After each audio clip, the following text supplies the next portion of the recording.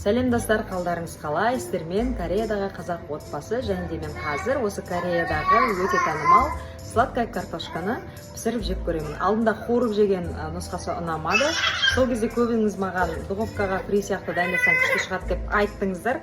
Бірақ өкінішке орай менде духовка жоқ.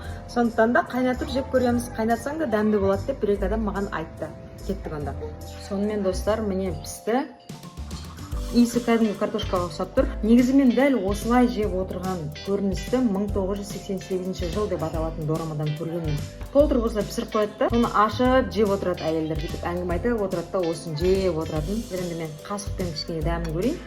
Жер столда тамақ жеп өскендер, мен сіздермен біргемін. Стол сучып деп отырсам да, аяғымды үстіп қойып алам. Айбеттеңіздер. Кеттік ал.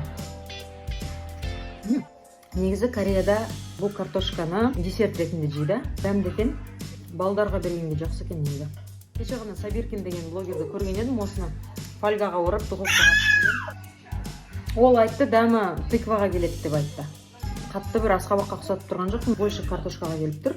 Біз жейтін кәдімгі картошка, бірақ тәтті картошка да. Өзінде аты сонда ғой, тәтті картошка ғой.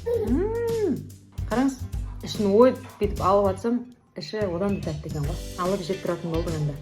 Соңына дейін көргендеріңізге үлкен рахмет достар. Кореядағы қазақ отбасының өмірі қызық болса, тіркеліп кетіңіздер.